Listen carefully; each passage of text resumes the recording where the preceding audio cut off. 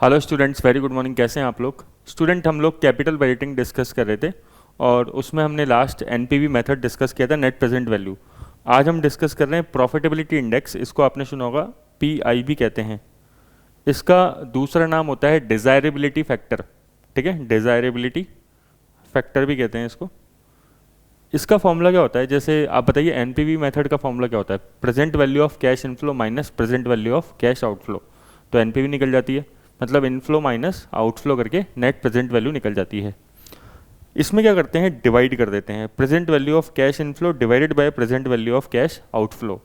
मतलब अगर एनपीवी निकालना है तो इनफ्लो माइनस आउटफ्लो कर देते हैं, और पीआई निकालना है, प्रॉफिटेबिलिटी इंडेक्स निकालना है, तो ये इनफ्लो डिवाइडेड बाय आउटफ्लो कर देते हैं। आप सोचेंगे ऐसा क्यों किया सर? ठीक है, अभी एग्जाम्पल के थ्रू समझते हैं, फिर आपको ज़्यादा समझ में आएगा। मान लीजिए एक कॉस्ट ऑफ प्रोजेक्ट है 1 लाख की, और 4 साल की लाइफ है प्रोजेक्ट की, और हर साल कैश इनफ्लो 50, 70, 40 और 30 थाउजेंड्स में है। ठीक है, और 10% आपकी रिक्वायर्ड रेट ऑफ रिटर्न है, जो कॉस्ट ऑफ कैपिटल भी जिसको बोलते हैं। तो हमने पहले 10% के हिसाब से पीवी फैक्टर निकाल दिया, 1 डिवाइडेड बाय 1.10 करके, इक्वल्स टू किया 0.909, 0.826, 0.751, 0.683। ये अपन निकालना जानते हैं। हमने मल्टीप्लाई कर दिया, मल्टीप्लाई करके क्या आ गई? Present value of cash inflow. Total किया इन चारों का, ठीक है, ये 45, 450 और इन सब फिगर्स का टोटल किया, तो हमारे पास आ गया 153,500।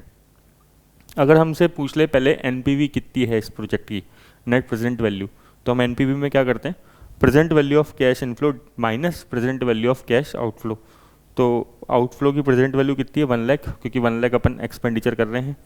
तो नेट प्रेजेंट वैल्यू कितनी आ गई? 53,800। ठीक है, ये तो एनपीवी आई। लेकिन पीआई कैसे निकालेंगे? पीआई में हम इनफ्लो डिवाइडेड बाय आउटफ्लो कर देंगे। ये इनफ्लो है और हम इसमें डिवाइड कर देते हैं किसका? आउटफ्लो का। तो पीआई आ जाएगा कितना? 1.538 टाइम्स। अब इम्पॉर्टेंट चीज़ समझ रहे हैं। इम्पॉर्टेंट चीज़ क्या है कि पीआई 1.53 मतलब क्या होता है?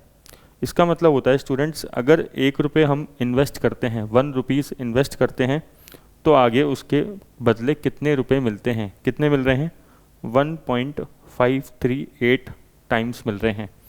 तो इससे हमें पता लगता है कि हम अगर हर 1 रुपये पे कितने रुपए कमा रहे हैं। ठीक है, कई लोगों को क्या होता है कि एनपीवी तरीके से समझ में आता है। अगर हम बिजनेसमैन की बात करें, हाँ, टोटल पॉजिटिव अमाउंट 53,800 आ गया तो एनपीवी पॉजिटिव है, प्रोजेक्ट एक्सेप्ट कर लो। कई लोग बोलते हैं नहीं, थोड़ा और दूसरे तरीके से बताओ, तो हम उसको बता सकते हैं कि आप 1 रुपये लगा रहे हो तो 1.538 टाइम्स कमा रहे हो। बस यही पीआई का ऑब्जेक्टिव होता है। Thank you.